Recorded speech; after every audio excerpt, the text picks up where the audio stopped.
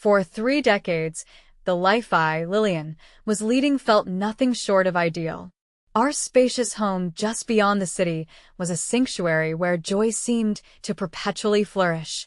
My husband, Tom, was my steadfast support, and our son, Jake, filled our lives with brightness, excelling as a budding football star at college. I vividly recall the occasion when Jake introduced Sarah, his girlfriend. With her gentle smile and kind eyes, she was a delightful presence. I immediately embraced her as the daughter I never had. Their frequent visits infused our home with youthful laughter and aspirations for the future. Observing them, I couldn't help but envision wedding bells in their horizon. They appeared so perfectly matched, so harmonious, that I naturally began considering Sarah a part of our family. As days rolled on, I noticed an increasing enthusiasm in Jake. He would arrive home post-practice, brimming with energy. Initially, I attributed this to his zeal for football and his relationship with Sarah. However, something felt a bit different, something I couldn't quite place. One evening, while I was preparing dinner, Jake came bounding into the kitchen, his eyes sparkling with excitement.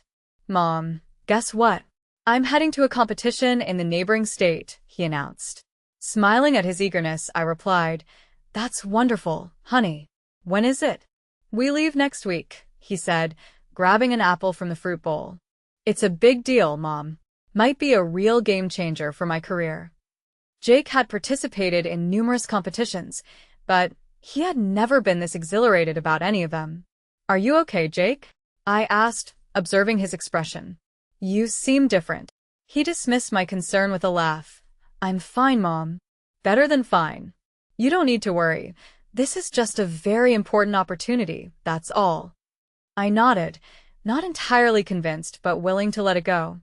"All right, sweetie. Just remember, you can always talk to me if something's on your mind." 3 long months elapsed without Jake's return. Initially, I wasn't overly worried. Sometimes these competitions lasted longer than anticipated, particularly if the team was performing well. Regular calls from Jake reassured me that everything was in order. "The competition's just lasting longer than we expected, Mom," he'd say. "Don't worry about me." I trusted him. Jake had always been truthful, so why doubt him now?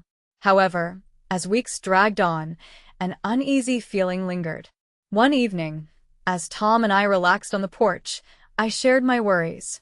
"Don't you think it's strange that Jake's been away for so long?" Tom, sipping his coffee deep in thought, replied, "It is unusual, but if he insists everything is okay, we ought to trust him. He's an adult now, Lil." Ultimately, after 3 months, Jake returned. However, the revelation he had was unforeseen. "Mom, Dad," he declared one night, "I've decided I want to live on my own. I'm going to rent a flat." I exchanged a surprised glance with Tom. Though unexpected, it was understandable. Jake was indeed an adult. "If that's your decision, son," Tom said, "we support you." I nodded, though with a touch of melancholy. Our little boy was truly maturing. "Just know you're always welcome here, Jake." In the following weeks, Jake's visits became scarce. Instead, he reached out frequently, requesting financial support. Each time, I transferred the funds, hopeful it would nurture his independence. I tried to ignore the persistent feeling that our relationship had shifted. Then came the call that would overturn our world. "Mom," Jake's voice echoed over the phone. "I'm coming over tonight. I have significant news to share, and I won't be alone." My heart surged with anticipation. Could it be that Jake and Sarah were taking the next step? "That's wonderful, honey," I exclaimed. "I'll prepare a special dinner for us all." After hanging up, I turned to Tom, beaming. "I believe our boy is finally going to make it official with Sarah." Tom chuckled, pulling me in for a hug. "Well, it's about time," he said. "They're an excellent match." I devoted the remainder of the day to a whirlwind of preparations, cooking Jake's favorite dishes and setting the table with our finest china. This was a remarkable event, and I wanted everything to be perfect. As dusk approached, I heard the sound of a car pulling into the driveway. My heart fluttered with anticipation while I smoothed down my dress and moved to open the door. However, the scene before me was not what I had envisioned. Jake was indeed standing there, but the woman at his side was not Sarah.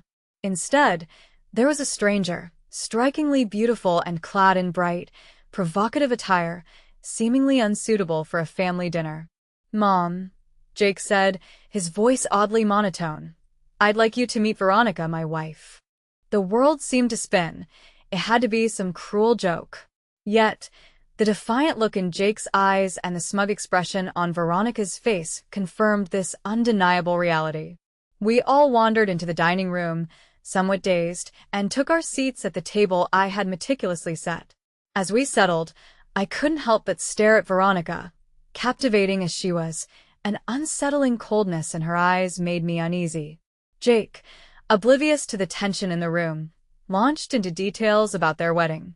"We had an incredible ceremony at that new upscale venue downtown. You should have been there, Mom. The flowers, the music, it was all perfect." Each word felt like a knife twisting deeper into my heart. "How could you celebrate your wedding without the people closest to you?" I asked, fighting back tears. Jake's gaze turned steely. "The closest person to me is my wife," he declared. "I want her to be happy." Veronica lifted her head, a satisfied smile on her face. Jake continued, his tone slightly softening. "Veronica's parents abandoned her years ago, and her grandmother, who raised her, passed away recently. I didn't want her to feel alone at our wedding, so we opted not to invite any relatives and celebrated solely with friends." I sat there, trying to digest this information when a thought dawned on me. "Jake, what about Sarah? What happened with her?" I asked. Jake shifted uncomfortably in his seat, muttering, "I left her. She cheated on me." This revelation stunned me. Sweet and kind Sarah cheating seemed impossible. Trying to learn more about the woman now part of our family, I turned to Veronica. "So, Veronica," I began, keeping my voice steady, "where are you originally from?" Veronica's eyes narrowed, but she remained silent. Persisting, I asked, "What do you do for a living? Are you working somewhere currently?" Again, Veronica refused to respond, her lips pressed tightly together. Taking another attempt, I ventured, "Perhaps you could share some of your interests. What do you enjoy doing in your free time?" At this, Veronica suddenly stood. "I'm not obliged to discuss my personal life with outsiders," she declared defiantly. "We're leaving." Without expressing any gratitude for the dinner, she swept towards the door. Jake hurried after her, pausing only to request that I pack some food for them and provide money for their honeymoon. Once the door slammed shut behind them, Tom and I sat in stunned silence. The next day, still processing the previous night, I decided to call Jake. I needed clarity, some understanding of the situation. However, upon connecting, it was Veronica's icy voice on the line. "Jake's busy right now," she coolly informed me. "He can't talk. Still, you can send money for our honeymoon to his card. I have nothing further to discuss with you." The line went dead, leaving me holding the phone. A wave of shock turned into profound sadness. What had become of my sweet boy, and how had this woman gained such control over him? With a heavy heart, I transferred several thousand to Jake's account, the only way I could feel connected to him anymore. Weeks slipped by as life settled into a new, uneasy routine. Tom and I tried to come to terms with Jake's sudden marriage, but our son's silence was overwhelming. Then, unexpectedly, my phone rang. It was Jake. "Mom," he said, his voice brimming with excitement, "I've got incredible news. Veronica's pregnant. We're going to have a baby." My heart leaped at the prospect of a grandchild. Despite everything, a surge of joy washed over me. "Oh, Jake, that's wonderful news." "Yeah, it is," he continued, though his tone shifted slightly, "but, we need some help. Preparing for a baby is costly, you know." I transferred a significant amount to Jake's account, my connection to him through this unending sea of uncertainty. Overflowing with hope, I imagined this baby might reunite our family. Just weeks later, while organizing the living room, I heard a car approach.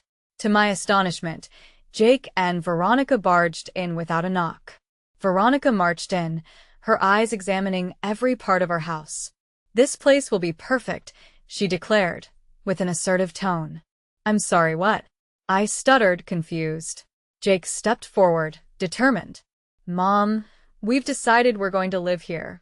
You and Dad need to find another place, he stated. It felt like a slap. What do you mean? This is our home. Veronica turned to me with a steely gaze. Our child requires freedom and space, and this house is perfect, she said. Anger rose within me. No way, this is our home. You can't just toss us out. Veronica's gaze turned icy. Fine, then forget about seeing your son or future grandchild, she threatened. Before I could reply, they stormed out, leaving me in shock. From then on, messages from Jake inundated my phone, each demanding the house, each more insulting and threatening. I couldn't believe the harsh words coming from my son. What happened to him? 2 weeks of this torment, and Jake appeared at our door again, furious. You must give us the house, he shouted.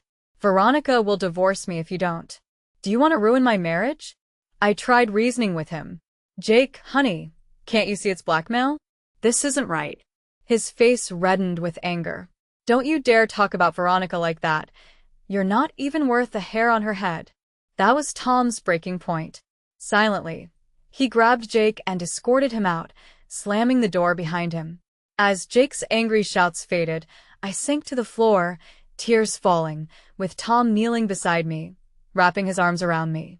Weeks passed, and life settled into an uneasy pattern. Tom and I tried processing the drastic change in our son's behavior, but the pain lingered. While grocery shopping one day, I heard a familiar voice call me. Lillian. I turned and saw Sarah, Jake's ex-fiancée, standing with a pregnant belly. Memories of Jake's cheating accusations rushed back, leaving me at a loss. Composing myself, I smiled. Sarah, I didn't know you were expecting. How are you? Tears welled in her eyes. It's been hard, she admitted, being pregnant and abandoned. It hit me hard. Abandoned? That doesn't match Jake's story. Sensing more beneath the surface, I gently asked for details. Sarah, I'm sorry. Can you explain what happened? Jake told us you cheated. Sarah's eyes widened in disbelief. Cheated, Lillian? No, that's not true. Over half an hour in the grocery aisle, Sarah unveiled the truth that shattered me. Jake never attended a competition, she explained, voice trembling. He met a girl online and left for another state for 3 months. I nodded, pieces falling into place. When I told Jake I was pregnant, he informed me he'd married someone else and refused any involvement with the baby. The news was overwhelming. Our sweet Jake had lied, abandoning Sarah and his unborn child for a woman he barely knew. Promising to keep in touch, we parted ways, and I went home, dazed by the revelations. Jake's story about the long competition, sudden marriage to Veronica, and his cruelty. It all twisted into a sense. Walking in the door, Tom saw my face, knew something was wrong. Lil, what happened? He asked, concerned. Tom sat down at the kitchen table. I sank into a chair, feeling the heavy burden of truth. There's something you need to know about Jake, I said. As I told Tom about my conversation with Sarah, I watched color drain from his face. Our son had deceived us, left his pregnant fiancée, and married someone he barely knew. Following my meeting with Sarah, Tom and I had lengthy, painful discussions. We shared a profound sense of duty to Sarah and her unborn child, our grandchild. We have to support her, Tom, I insisted one evening. She shouldn't endure this alone. Tom agreed. You're right, let's reach out to her. When we approached Sarah, offering our support, she initially declined, her pride wounded and evident in her eyes. However, with time and gentle persistence, she accepted our help. I began accompanying her to doctor's visits, aiding in preparing for the baby's arrival, and just being emotionally available. One evening after helping Sarah with her nursery, Tom approached me, serious. Lil, there's something I have to tell you, he began solemnly. I hired a private detective. Shocked, I asked, you did what? He sighed deeply. I needed to understand what Jake was really up to. The detective's report is worse than we imagined. Over the next hour, Tom disclosed the detective's findings. Jake had left college, giving up his sports career and academics to work, fueling Veronica's lavish lifestyle. An overheard conversation revealed their cruel plot to take over her home. Worse, Veronica had a past of manipulating wealthy men, having claimed Jake was the father of another man's child to ensnare him. "We must tell Jake," I urged. "He needs to understand what's happening." But Tom shook his head. "Lil, he won't believe us. If we approach him, he'll only distance himself more." As much as it hurt, I admitted Tom was right. Jake was under Veronica's influence, such that confronting him would backfire. "Then what do we do?" I asked, feeling powerless. Tom held my hand. "We focus on Sarah and the baby. They genuinely need us." "You're right," I said, holding back tears. "They are innocent in this mess." Processing the events left me angry, sad, and fearful for Jake, but also determined. Even if we couldn't aid Jake currently, we could support Sarah and her baby. Maybe, by demonstrating genuine love, we could eventually reach him. Then, believing things couldn't deteriorate further, we awoke one morning to find hideous graffiti on our house. Insults like "greedy olders" and "selfish bastards" were painted across the walls in angry red letters. Stunned and saddened, we contacted our neighbor, whose cameras captured our son defacing our home. Speechless, we didn't confront Jake. Instead, we diligently painted over the defamatory words and soon put our home on the market. Within weeks, we relocated to a new place near Sarah and our newborn grandson. The day Sarah brought little Thomas home, I felt bittersweet holding him. This fragile baby was my grandson, Jake's son, yet Jake wanted no part of his life. Settling into our new routine took time, but suddenly, my phone rang from an unrecognized number. Jake's voice, filled with anger, shouted, "Mom, what the?" I wondered what was happening. Upon arriving at the house, I discovered strangers residing there, who threatened to call the police on me. I took a moment to breathe deeply, steeling myself. "Why did you go there, Jake? To vandalize our home again?" There was a brief silence on the other end. "That's right," I continued, keeping my voice steady. "We know it was you. We sold a house, Jake, and you've been cut out of our lives." Jake's astonishment quickly transformed into anger. "You can't do this to me," he shouted. "Veronica might leave me because of you, and I'll never see my son." A bitter laugh escaped me. "Oh, Jake, that child isn't yours. Veronica deceived you."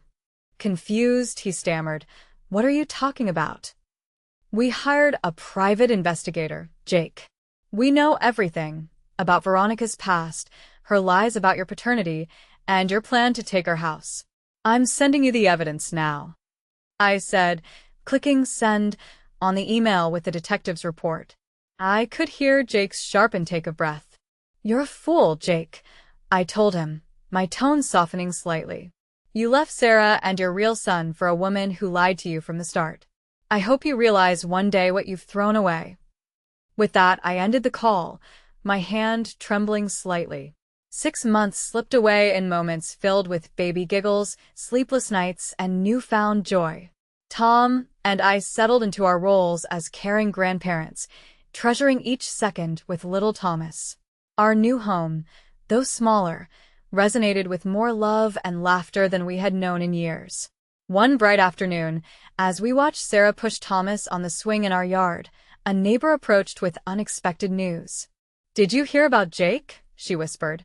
"His wife left him, apparently handed over their child to her parents. Turned out she wasn't an orphan, and ran off with a wealthy man." Tom and I exchanged looks, a mix of feelings rolling over us. Despite all, a part of me still ached for the suffering Jake must be experiencing. Later, as if summoned by our concerns, Jake called. His voice was far from the angry, demanding tone we had grown used to. Instead, it was broken, desperate. "Mom," he sobbed, "I'm so sorry for everything. Please, can we start over? I know I'm still your only heir. I can change, I promise." I closed my eyes, feeling a familiar ache. "Oh, Jake," I said gently, "I'm sorry you're in pain, but you need to understand. Your father and I have changed our will. Everything we have will go to Thomas, your son, whom you abandoned. Jake's cries turned into shouts. No, you can't. I'll return to Sarah. We can start over. Goodbye, Jake, I said firmly, and ended the call. Tom found me on the porch swing shortly afterward, gazing at the setting sun. He sat beside me, holding my hand. You okay? He asked softly. I nodded, squeezing his hand in return. I am, I replied. It's not the ending I would have chosen for us, but I believe we're exactly where we're meant to be. And indeed, we were. Our new life, though different from what we had planned, was filled with purpose and love. Every weekend, our home was filled with the joyful sounds of Thomas's laughter as he explored every corner. Sarah, once just the girlfriend of our son, had become the daughter we never had. Grandma, Thomas's little voice called out one Sunday afternoon. Look what I can do. We watched in delight as he tottered across the living room for the first time, landing safely in Sarah's waiting arms.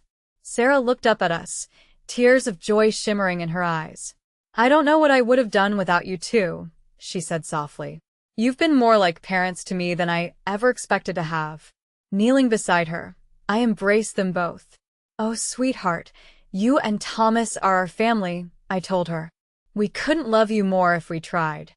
As I glanced around at the faces of my family, Tom's weathered smile, Sarah's kind eyes, Thomas's chubby cheeks, I felt a profound peace. This wasn't the life I had envisaged, but it was a life filled with more love, more joy, and more purpose than I could have ever imagined.